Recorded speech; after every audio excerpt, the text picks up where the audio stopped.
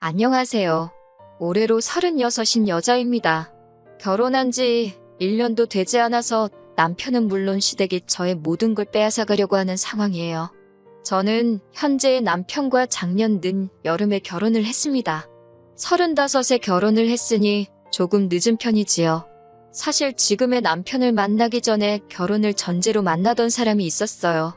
안 좋은 이야기라 시시콜콜 쓰지는 않겠지만 그 남자의 부모님이 저를 썩 마음에 들어하지 않았습니다.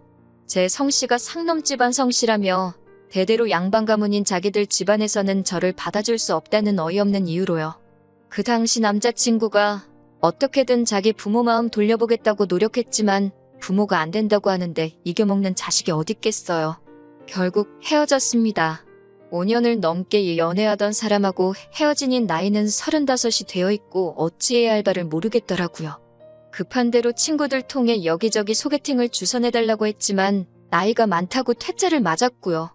저도 저 나름대로 노력하고 있는 상황에 집에서 부모님은 언제 시집갈래 스트레스를 주시니 견디기가 힘들더라고요. 그냥 일이랑 결혼한 걸로 치겠다 하니 등에 손자국이 남을 정도로 등짝을 아주 세게 맞고 어머니가 시키는 대로 결혼정보업체에 문을 두드렸습니다. 결혼정보업체에서도 솔직하게 큰 기대는 하지 말라고 하더라고요. 제가 직장을 다니고 모아놓은 돈이 꽤 되는데도 그게 어필할 정도가 되지는 않는다고 하더라고요. 비슷한 조건이면 남자들은 더 어린 여자를 찾는다나요? 그러다가 남자 한 명을 소개받게 되었는데 직업도 적당하고 키도 작지 않고 그럭저럭 괜찮은 조건의 남자를 소개받게 되었습니다.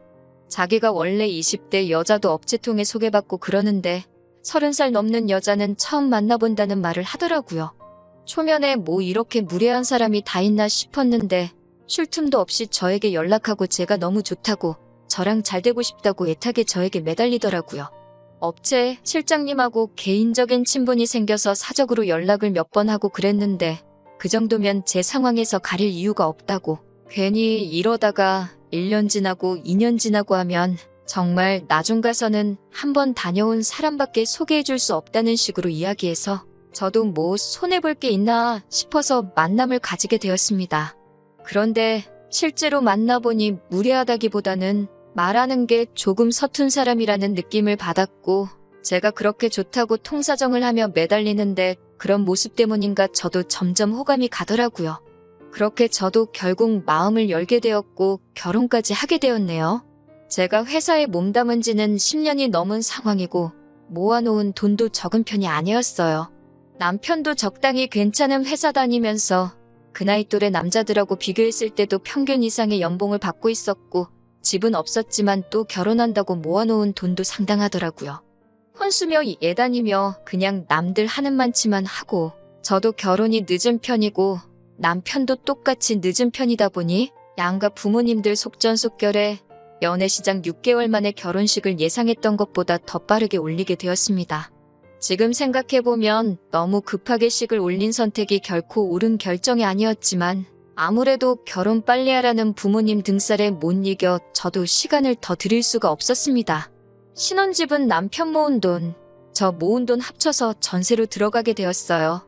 저도 10년 넘게 직장 생활하면서 모은 돈이 상당했기 때문에 집 구하는데 비용은 거의 반반 똑같이 냈습니다. 혼수랑 예단이 있어서 정확히 말하면 제가 조금 더 쓰긴 했지만 엄청 많이 쓴 건 아니고요. 결혼을 하게 되면 남편은 제가 다니던 회사를 그만두기를 원하더라고요.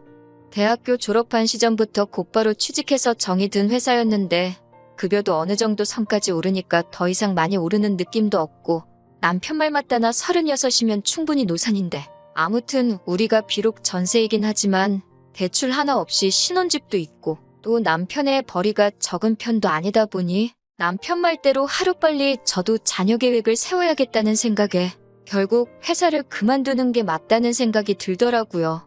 그래서 아쉽지만 10년을 넘게 일한 회사를 그렇게 하루아침에 그만두게 되었습니다. 그래도 10년이나 일했다고 퇴직금으로 들어온 돈이 상당했어요. 결혼 후에 통장은 따로 관리를 하기로 했었는데 남편이 어느 날 저한테 돈 좀 빌려줄 수 있냐고 물어보더라고요. 자기 여동생, 그러니까 저한테는 신우이죠. 아무튼 신우도 조만간 결혼을 하는데 결혼자금이 필요하다는 이유였어요. 아무리 빌려주는 거라지만 신우 결혼 자금을 왜 내 돈으로 하냐?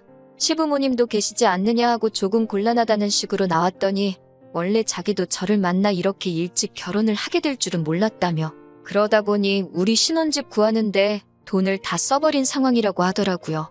원래 신우는 결혼 전제로 만나던 사람이 있었고 남편이 저랑 만나기 전부터 날짜가 정확하게 잡히지는 않았지만 올해쯤 결혼을 올릴 계획이 있었다 하더라고요. 그런데 자기가 예상보다 일찍 결혼하게 되면서 신우한테 쓸 결혼 자금까지 시부모님이 미리 땡겨서 쓰신 상황이라고 하더라고요. 잠깐만 빌리는 거고 시부모님이 누구 아는 분한테 빌려준 돈이 꽤 있는데 그 돈을 몇 달 지나서 받기로 했다고. 그러니까 제 돈을 신우한테 먼저 빌려주면 시부모님이 이자 조금 더 쳐서 갚아주실 거라고 이야기했습니다. 결혼식을 당장 올리는 것도 아닌데 무슨 돈이 필요한가 조금 의아했지만 남편과 시댁의 상황도 충분히 이해가 가는 상황이었습니다. 마침 저도 계획에 없던 퇴사로 목돈이 들어온 게 있으니 돈이 없는 상황도 아니었고 이자 조금 쳐서 준다고 하시니 그냥 어디에 투자했다는 느낌으로 생각하고 신우에게 퇴직금으로 들어온 돈 7천만 원을 빌려줬습니다. 그렇게 없는 돈인 셈 치고 지내고 있었는데 갚기로 한 날이 다 되어가는데 돈을 안 돌려주는 거예요. 그렇다고 신우가 결혼식을 올린 것도 아니고 그때부터 뭔가 촉이 이상하더라고요.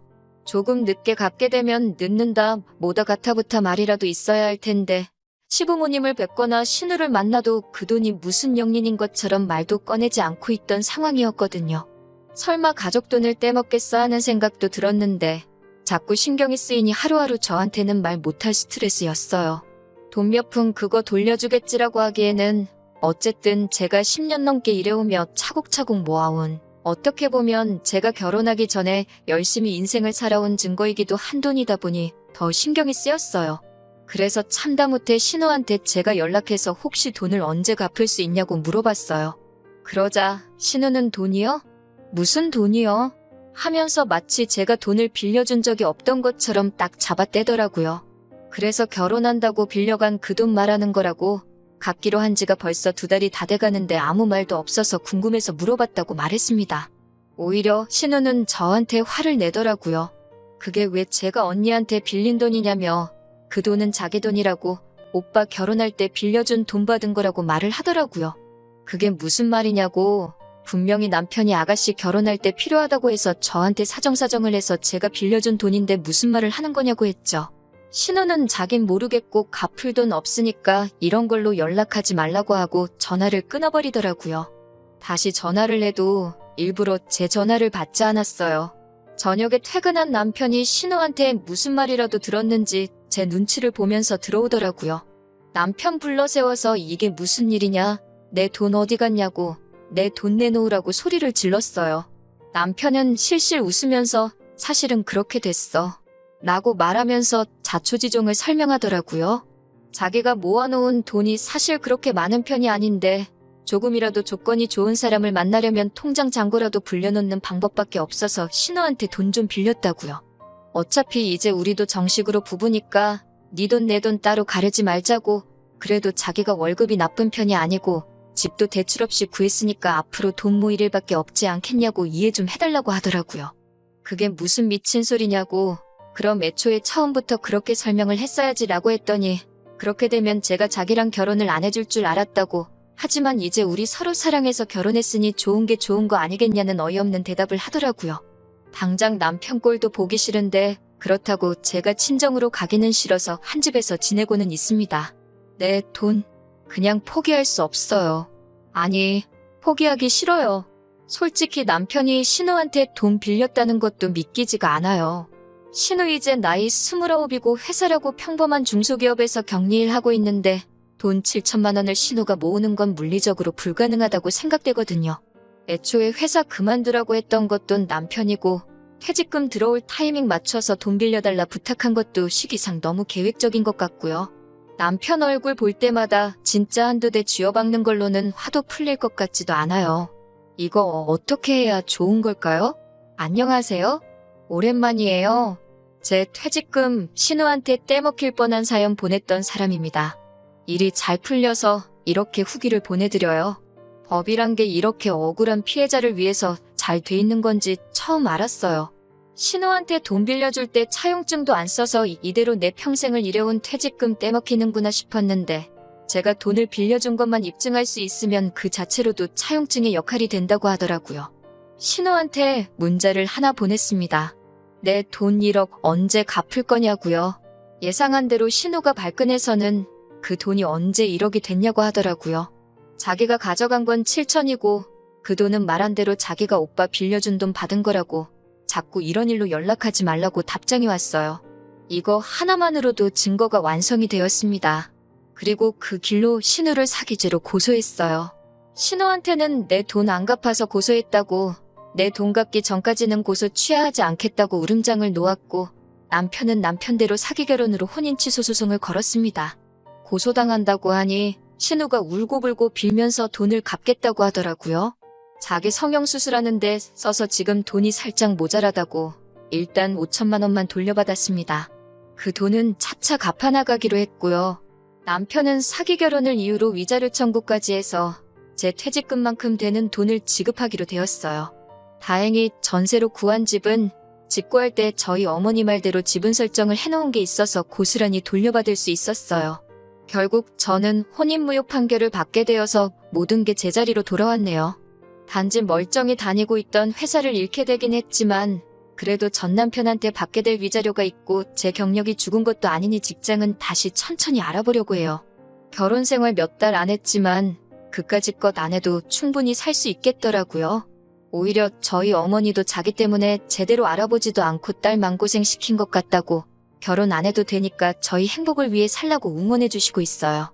얼마 전에 부모님의 반대로 저에게 이별을 고했던 전 남자친구한테서 잘 지내냐는 연락을 받았네요. 저랑 헤어지고 나서 정말 많이 후회했다고요. 부모님하고 영까지 끊을 각오가 되어 있으니 자기랑 다시 만나줄 수 있냐 물어보는데 서류상으로는 깨끗하지만 저 한 번 다녀왔다는 말을 들으면 감당할 수 있을지 싶네요. 아무튼 저의 후기는 이렇게 끝이 났고요. 한 번 떠나간 남자지만 그래도 길게 만난 시간이 있으니 다시 친구부터 한번 시작해볼까 생각하면서 이만 사연 끝내도록 하겠습니다. 좋은 소식 있으면 제가 댓글로나마 제 소식 한번 전하도록 할게요.